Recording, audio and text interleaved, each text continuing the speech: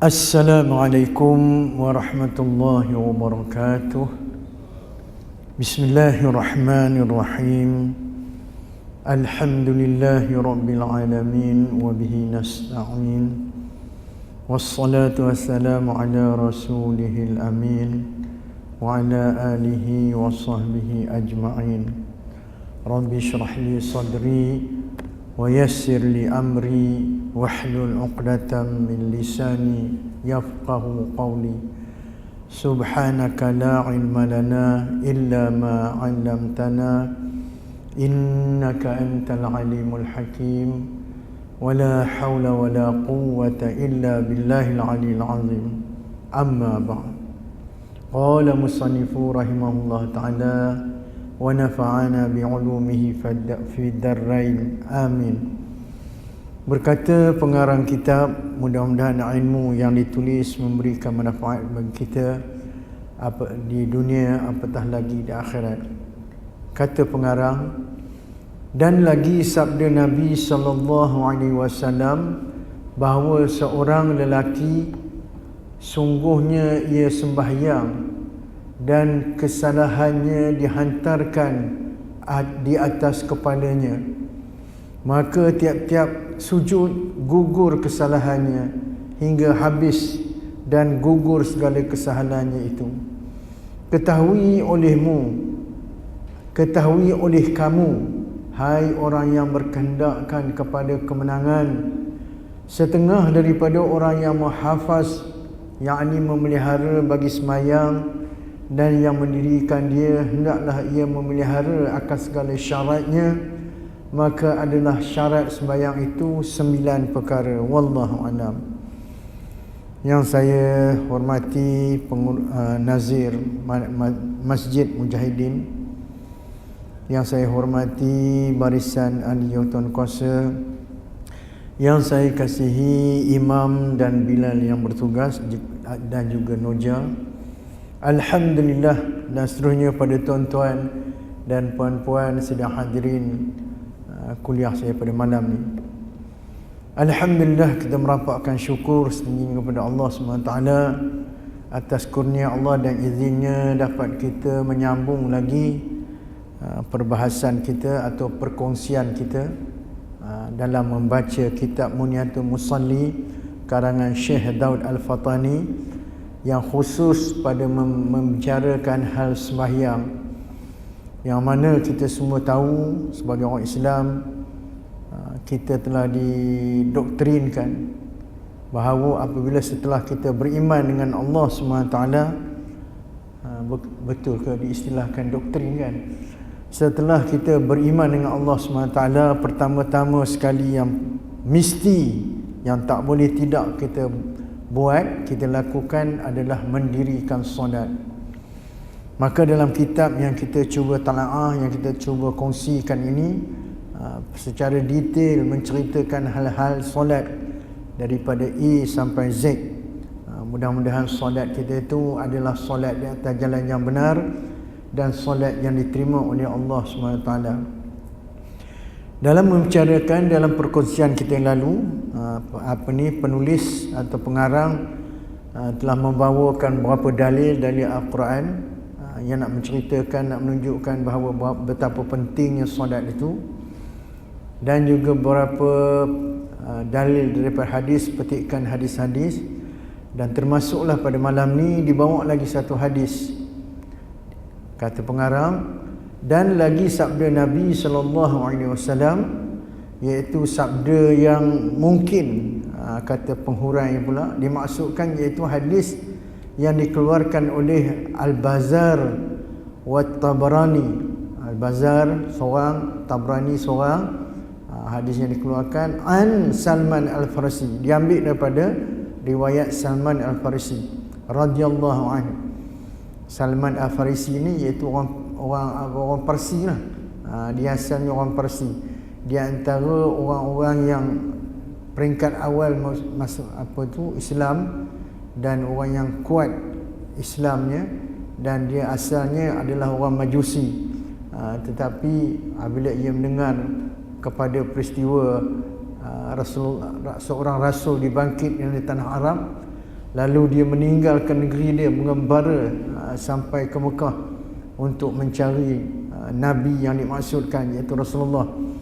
Sehinggalah dia ditawan, orang colik dia menjadi hamba abdi, sehinggalah dia dibawa ke satu tempat yang dinamakan Madinah masa itu, dan di situlah dia dapat bertemu dengan Rasulullah sallallahu alaihi wasallam.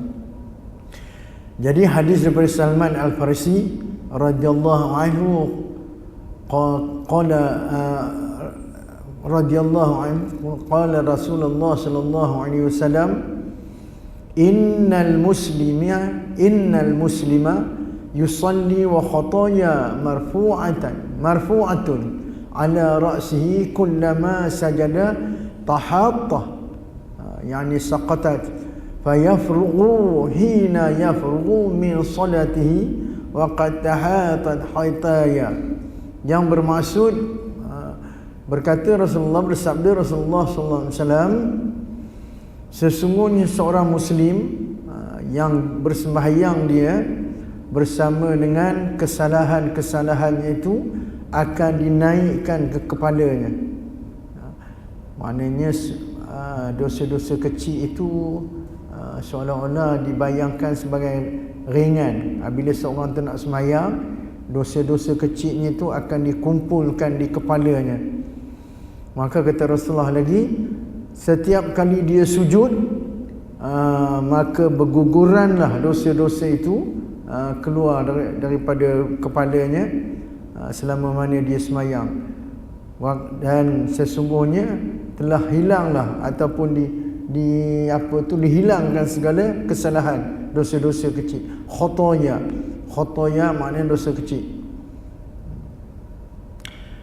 Dimaksud situ seorang laki-laki, dan dimaksudkan seorang laki-laki, disebut sini seorang laki-laki, termasuklah juga seorang perempuan, masuk juga lelaki perempuan, kerana dalam kaedah bahasa Arab ni apabila disebut kepada laki-laki maknanya dia termasuk perempuan. Tapi apabila disebutkan perempuan, dia khusus untuk perempuan. Kalau dalam bahasa Arab dia ada gender tu, lelaki perempuan. Begitu juga bahasa Inggeris. Tapi kalau dalam bahasa Melayu kita ni tak ada, samanya. Kalau suruh makan, makannya lah perkataannya. Kalau suruh berlari, berlari lah. Tapi ada pun dalam bahasa Arab dia berbeza. Kalau suruh makan bagi perempuan lain, suruh makan bagi lelaki lain, suruh berjalan bagi perempuan lain perkataannya, bukan perkataannya, lain bentuknya. Kalau suruh pada lelaki lain bentuknya. Jadi dikata bagi seorang lelaki, maksudnya itu termasuklah perempuan. Sungguhnya ia semayang dan kesalahannya dihantarkan ke atas kepalanya. Maksudnya tu kesalahan tadi itu dosa-dosa kecil dia. Dosa-dosa kecil dia walaupun sebanyak buih di laut, berdalilkan daripada hadis yang lain pula, walaupun sebanyak buih di lautan. Saya tak biasa, ialah saya bukan orang laut, tak biasa tengok buih di laut. Kalau biasa tengok tu kalau air terjun, air terjun pun tu dia ada buih, timbul buih tu, banyak buihnya. Tapi di laut disebut dalam riwayat banyak mengatakan buih di laut. Di laut pun ada buih, tapi saya tak pernah tengok lah, kerana saya bukan orang laut. Saya ni orang sungai, Sungai Perak. Kalau bab sungai tu tahulah cerita sungai. Jadi katanya kesalahannya itu yakni segala dosa yang kecil walaupun sebanyak buih di lautan, kerana inilah keadaan kebanyakan orang yang tidak suci pada perbuatan dosa-dosa yang kecil. Kerana katanya kesalahan ni yang dimaksudkan dosa kecil, dan dosa kecil ni memang kita tak boleh nak elak. Setiap orang akan melakukan dosa kecil. Setiap orang tidak akan sunyi daripada tercebur dalam melakukan dosa kecil. Setiap orang yang merasakan dia tak berdosa, itu dah dosa. Bercakap pula walaupun bercakap itu merapu, walaupun bercakap itu betul, kadang-kadang terlalu banyak cakap, itu dah dosa. Itu semua termasuk dosa-dosa kecil lah. Dalam melihat pula macam-macam hal yang kita lihat. Dalam pendengaran pun macam-macam hal yang kita dengar. Hal yang baik, hal orang mengaji kita dengar, orang azan kita dengar, orang yang larau pun kita dengar juga. Maknanya larau tu dah jadi dosa kecil. Maka katanya sujud, yakni tempat keadaan habis segala dosa itu mendapat keampunan. Disebutkan sini sujud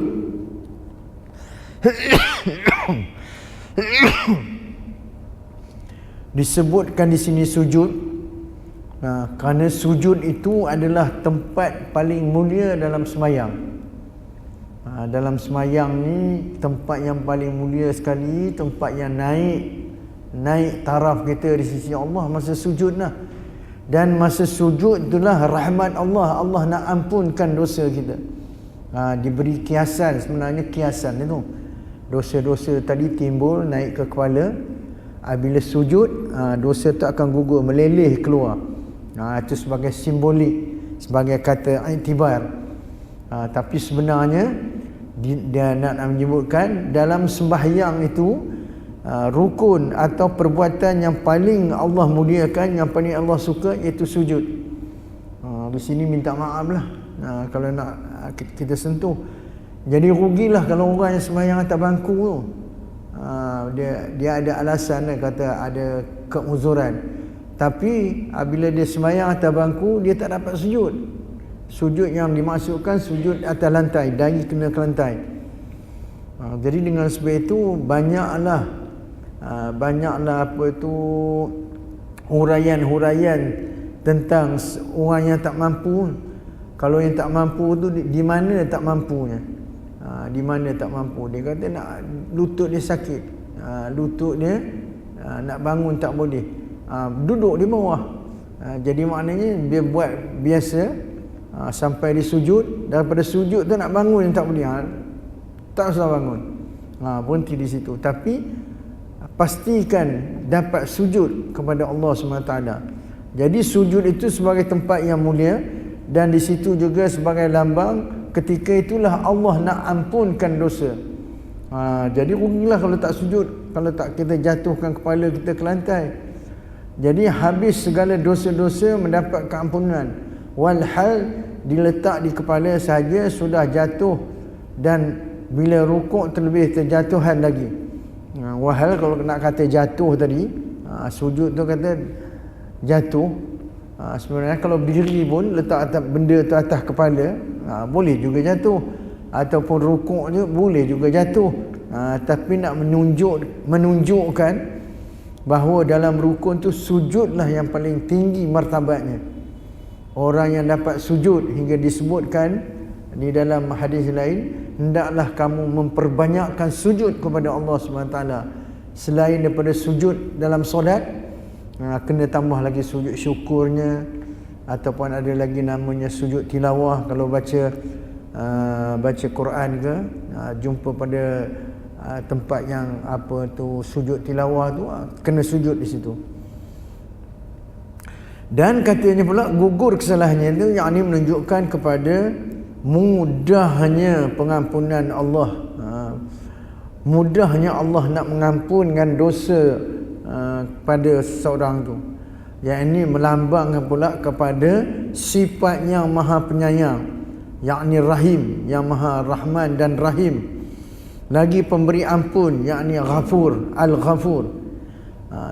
Jadi sujud tu tadi tempat yang dimuliakan Allah.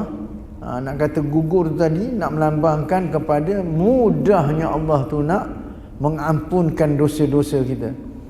Jadi Allah tu mempunyai sifat yang disebut sebagai Ar-Rahim dan Al-Ghafur. Maknanya sikitnya kita minta ampun, astaghfirullahalazim, Allah ampunkan. Allah beri ruang, dan cukup banyak ruang-ruang yang Allah beri supaya kita mendapat pengampunan daripada Allah SWT. Sekali lagi sebut dosa-dosa kecil. Kalau dosa besar tu kena kepada taubat nasuha, taubat yang sebenar-benar taubat. Tapi ni dosa kecil, Allah cukup mudah. Sifat Allah tu mudah sangat nak beri ampun. Okeylah, ya Allah Tuanku, ampunkan dosa. Okeylah, lebih kurang macam itulah kalau terbayang. Allah tak kisah sangat. Ya Allah Tuanku, kesalahan aku, okey, boleh, kata Allah. Macamlah kita dengan kawan kita, kalau seorang yang bersifat dengan pemaaf, maka dia tak kisah. Macam mana kita buat, macam mana orang buat dia tak kisah. Ini juga menunjukkan betapa Allah Ta'ala memerintahkan hambanya atas sentiasa bersih. Bersih zahir, itu dah tentulah ada hadisnya, an-nazafatu minal iman. Kebersihan itu adalah tanda, sebahagian di tanda iman. Jadi orang beriman ni dia kena bersih, kena smart selalu, jangan lekeh. Jangan, bukan lekeh, selekeh. Dengan janggutnya berserabai, dengan misainya berserabai, dengan rambutnya berserabai. Tapi orang yang beriman, sebagai tanda iman dia mesti smart. Tak semestinya dia berpakaian baru ataupun menggunakan benda-benda yang mahal. Tetapi smart, sentiasa jaga. Antaranya smart tu disebut dalam tasawuf, banyakkan mandi, iaitu bersih lah. Pada smart bersih, banyakkan mandi. Bukan saja zahir, maka batin apatah lagi. Kena selalu smart, kena selalu dicucikan, disucikan. Cuci zahir ataupun batin kita sucikan dengan dosa. Jadi hambanya hendaklah sentiasa bersih dari dosa, agar tenang dalam menghadapi segala ujian hidup di dunia dan tenang pada jalan ibadat. Itu tujuannya, supaya kita bila dah bersih di dalam, bersih di luar, dalam melaksanakan ibadat kepada Allah SWT, kita rasa tenang. Memanglah kalau dalam keadaan kotor zahir tu dah pastilah. Kita pun kata apalah semayang baju comot. Sebenarnya kotor dalam ni lagi perlu dicuci sebelum kita melakukan satu-satu ibadat.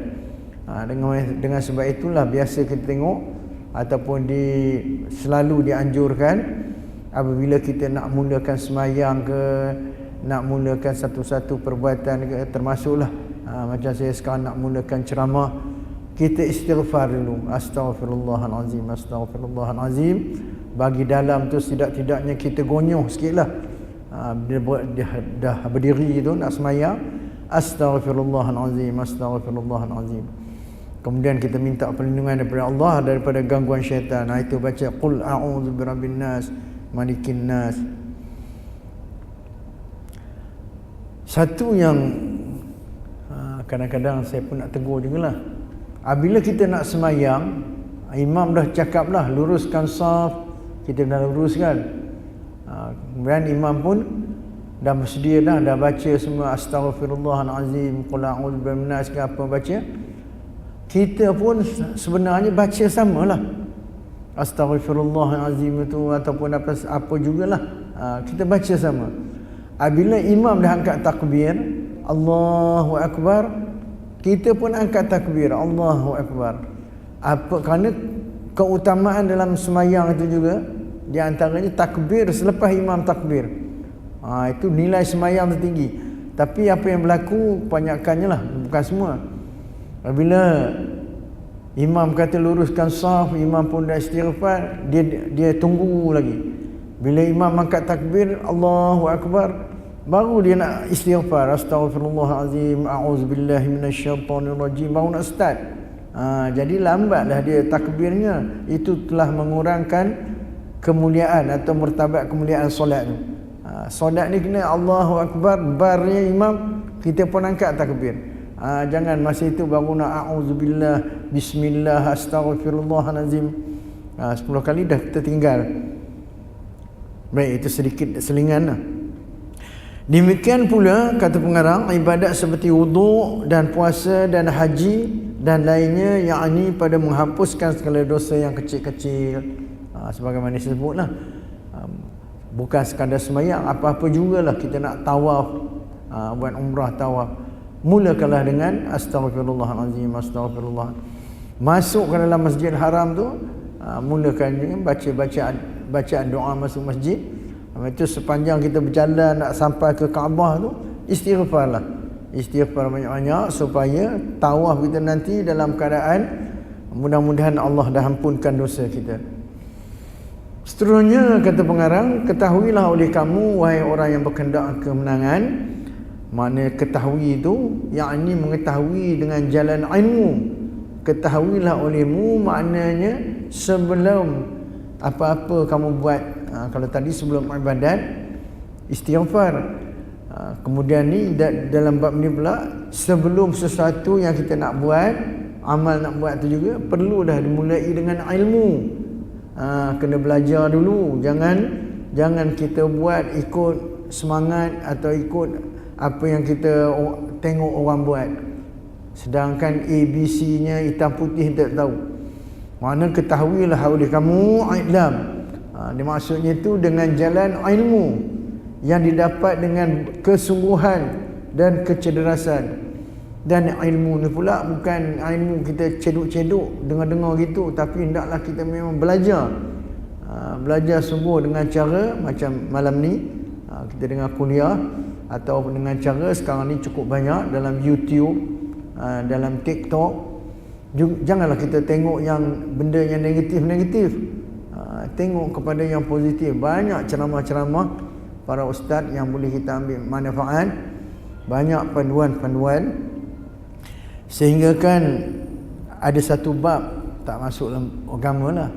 Ada satu budak anak Mak Saleh lah. Dia boleh bercakap 8 bahasa. Dia boleh cakap 8 bahasa. Bahasa Inggeris, Sepanyol, Jerman, Perancis. Kemudian bahasa Arab pun dia boleh. Bahasa Cina. Bila orang tanya dari mana dia belajar, dia belajar melalui YouTube je. Dia tengok YouTube, dia ikut di situ. Hingga kan dia boleh bertutur 8 bahasa pun. Kita rasa takjub lah. Dan sekarang pun memang ramai orang-orang yang boleh dah, apakah istilahnya, ada satu istilah orang yang boleh cakap banyak bahasa, 7-8 bahasa dia boleh cakap. Sekarang banyak dah muncul orang macam tu hasil pada YouTube. YouTube, TikTok, apalagi Instagram. Tapi tidak dalam bab agama. Kita boleh menambah lah. Dari YouTube tu boleh tengok menambahkan saja, tapi asasnya mesti berguru. Kena belajar dengan guru, kena bertanya dengan guru secara live. Dengan YouTube, dengan TikTok tu itu sebagai penambahan saja, sebagai penambahan. Dan kemudian tu dengan guru pun kena kita tahu untuk kita tapis pula. Dalam YouTube tu bukan semuanya positif, walaupun kadang-kadang dia bercakap tentang agama. Tapi kadang-kadang menyeleweng jauh. Jadi ketahui oleh kamu dengan jalan ilmu yang didapati dengan secara kesungguhan dan juga kecerdasan. Maka akan hasillah ilmu yang dapat mengurai dan menunjuk kepada kebagusan beramal. Jadi ilmu yang amal yang didahulukan dengan ilmu, itulah amal yang Allah terima. Orang yang berilmu tanpa amal itu celaka. Belajar tinggi-tinggi tapi tak beramal. Tapi orang yang beramal tanpa ilmu tertolak, amalnya tak diterima. Allah tak terima amalnya kerana tidak dimulakan dengan ilmu, tetapi dengan sangka-sangkaan saja.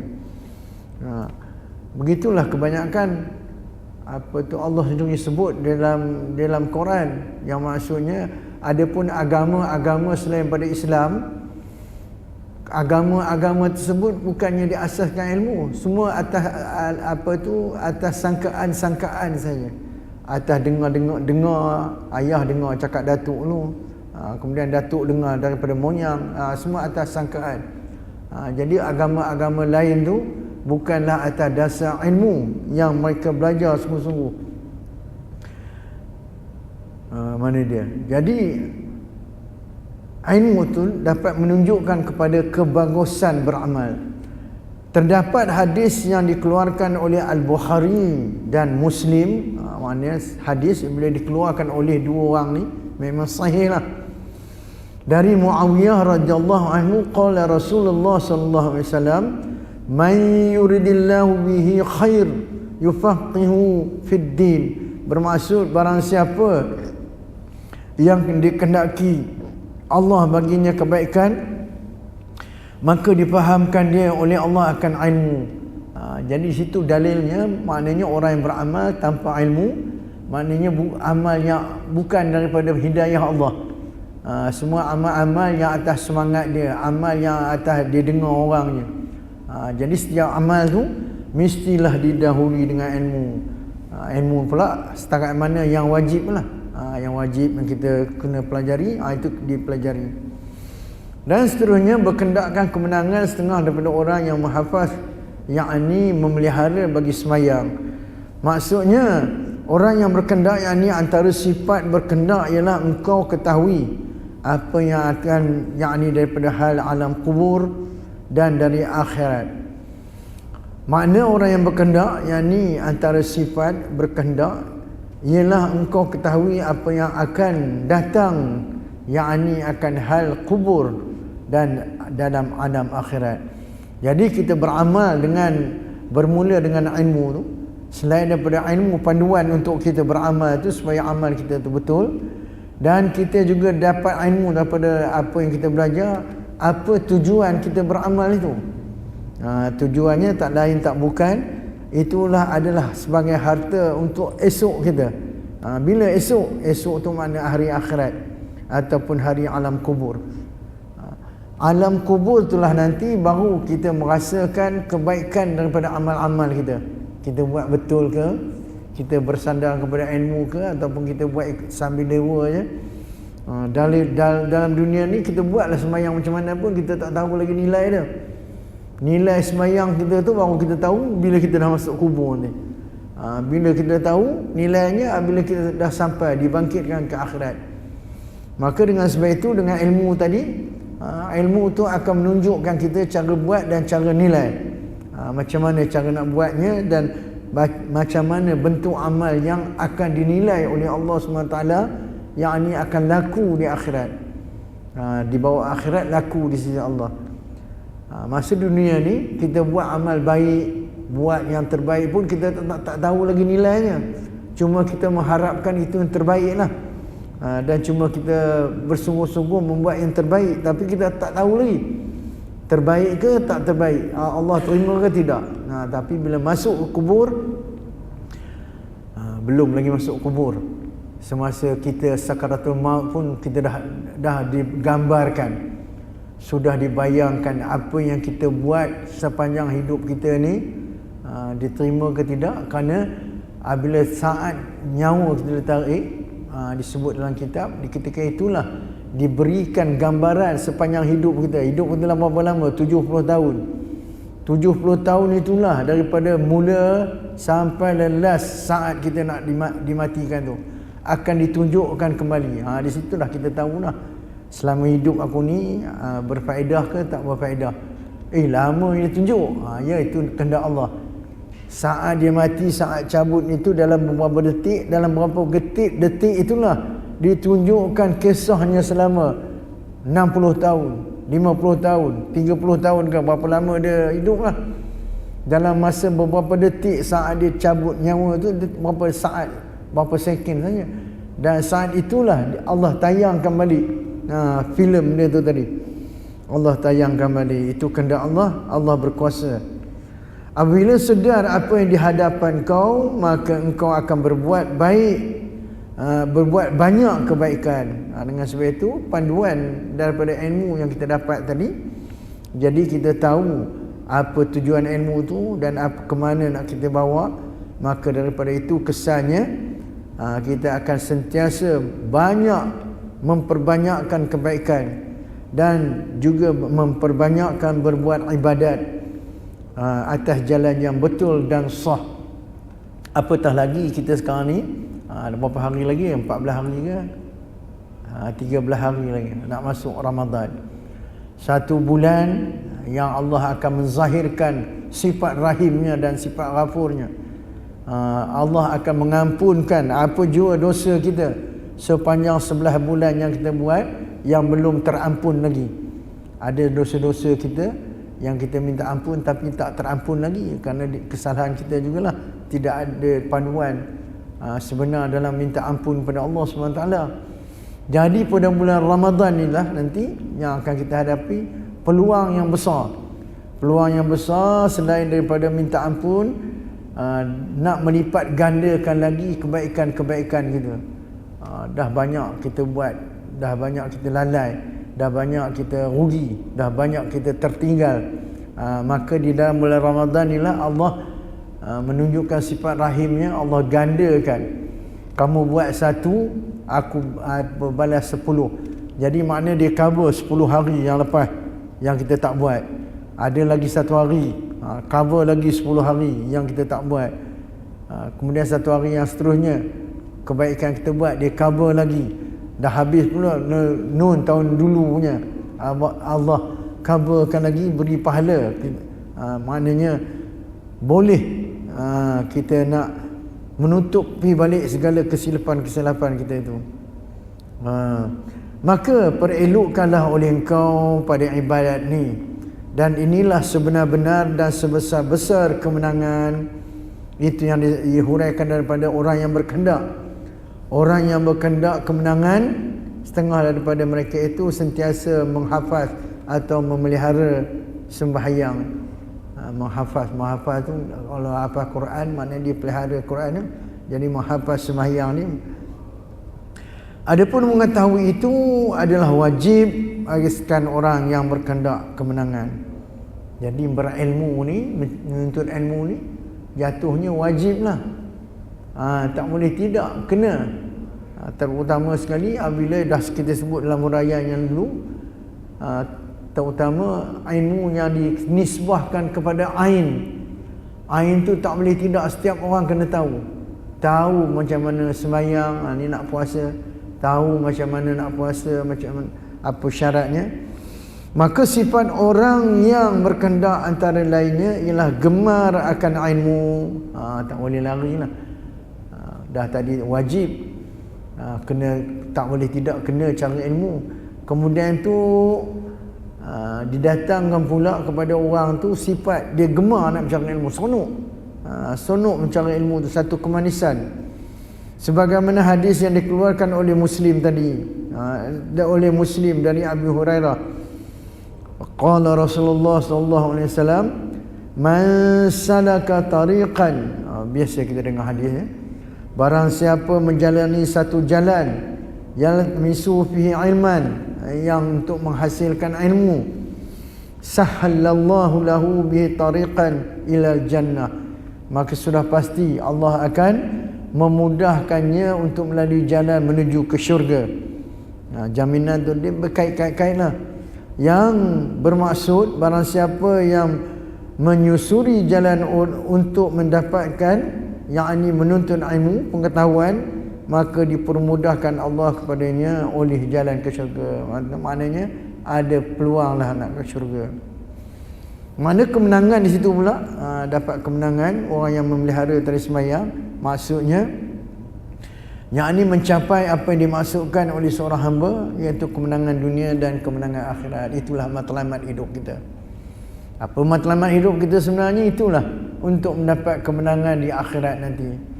Di samping itu, dalam menjalani hidup dunia ni, kita juga mendapat kemenangan hidup di dunia ni. Maknanya apa? Kita hidup dunia ni, dalam kita menjalani ni mudah. Allah sentiasa pimpin, Allah sentiasa beri hidayah, Allah sentiasa beri petunjuk. Dan kemenangan di akhirat, itulah kemenangan yang hakiki. Bila bangunnya kita nanti dari kubur, lalu dihulurkanlah buku catatan kita, lalu kita pun menyambut buku catatan itu dengan tangan kanan. Alhamdulillah, insya-Allah cerahlah masa depan kita. Tapi kalau kita menyambutnya dengan tangan kiri, nak ambil tangan kanan dan tangan kiri bukan kehendak kita, itu kehendak Allah. Allah akan beri isyarat. Maknanya walaupun kita nak ambil dengan kanan, dengan tangan kanan, tapi tak boleh nak bergerak, tangan kiri pula bergerak nak ambil. Maknanya gelaplah masa depan kita. Na'udzubillah. Mudah-mudahan itu bukan kita. Dan katanya pula setengah daripadanya ni di antara, dan ini dikehendaki dengan kemenangan. Ya. Dan orang yang memelihara tadi, yakni apa itu, iaitu orang yang menunaikan segala syarat dan rukun dalam sunat sembahyang dan mengerjakannya pada waktu. Itu tadi yang dimulakan dengan ilmu. Maka bila kita mulakan amal kita dengan ilmu, lalu kita tahulah semua syarat dan rukunnya. Baik, kata pengarang, sedikit pecahan.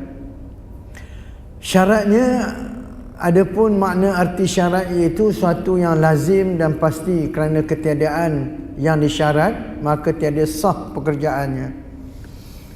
Maka syarat itu ada 9 dalam sembahyang ni. Cuma sini ada pecah ni. 9 perkara, terdapat perbezaan 9 itu. Kerana dalam setiap setengah-setengah kitab fiqh kata 8. Ada setengah kitab fiqh kata 9. Lalu pengarang ni merujuk kepada kitab fiqh yang menyebutkan 9. Lalu daripada bab yang seterusnya akan dihuraikanlah pula pada 9 perkara yang menjadi syarat. Syarat kita nak memulakan ibadat kita, khususnya dalam bab sembahyang.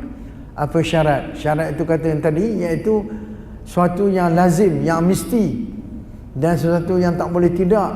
Kerana kalau tak ada syarat itu, maka ibadat yang kita buat itu tak sah, tak diterima. Maka syarat itu kena ada dulu. Contoh sebagai nak faham awal, syarat sembahyang kena menghadap kiblat. Itu syarat. Jadi maknanya kalau kita tak menghadap kiblat, tak sahlah sembahyang kita.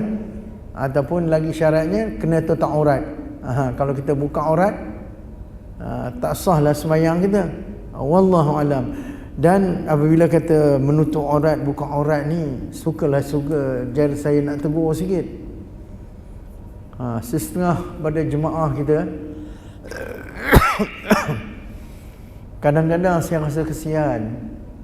Ada orang yang kita tengok rajin sembahyang, tapi apabila dia sembahyang, terutama boleh nampak waktu Jumaat lah, dia pakai t-shirt pendek, kemudian pakai seluar jeans. Bila dia rukuk ataupun tak utama sekali, bila dia sujud, terbuka belakang dia. Bila terbuka belakang dia, maknanya dah tak memenuhi syarat lah, terbuka aurat. Maknanya tak sah sembahyang dia. Satu hari 5 kali sembahyang, 5 sembahyang dia tak sah. Jadi kena tutup lah. Bagi orang yang biasa pakai seluar ataupun t-shirt, seluar dengan t-shirt ni, jadi baiknya kalau datang solat tu bawa kain lah, pakai kain. Itu kalau kain tu sahih lah, tertutup kita. Ataupun boleh juga pakai t-shirt tu, pakai t-shirt yang panjang. Ini dia satu musim dulu, satu masa dulu, dan sekekal suka pakai yang kecil. Kalau t-shirt tu t-shirt yang pendek. Kalau pakai seluar jeans tu seluar jeans yang terlondih sikit. Jadi bila berlaku begitu, kalau rukuk dan sujud tu memang terbuka lah dia. Payah bila kita tengok tu, kita rasa nak tegur, tapi kadang takut dia jadi marah pula. Wallahu alam. Mudah-mudahan yang kita kongsikan, insya-Allah syarat-syarat itu akan disebutkan nanti pada pertemuan kita yang akan datang lepas raya lah. Kita bercuti lah 2 bulan. Dan apa yang kita kongsikan bersama pada malam ni mudah-mudahan memberikan manfaat untuk kita bersama, dan mudah-mudahan kita dapat beramal. Terutama sekali tadi apabila disebut setiap amal itu hendaklah dimulakan dengan ilmu, dan kena perbanyakkanlah mencari ilmu, mencari kepahaman. Mudah-mudahan amal ibadat kita, terutama sembahyang, diterima oleh Allah SWT. Aqulu qawli hadza astaghfirullah azim. Wassalamualaikum warahmatullahi wabarakatuh. Bismillahirrahmanirrahim. Alhamdulillahirabbil alamin. Allahumma nawwir qulubana bi nuri hidayatika kama nawwar syamsika abadan abada bi rahmatika ya arhamar rahimin. Wa sallallahu ala sayyidina Muhammadin wa ala alihi washabihi wasallam. Walhamdulillahirabbil alamin. Alhamdulillah.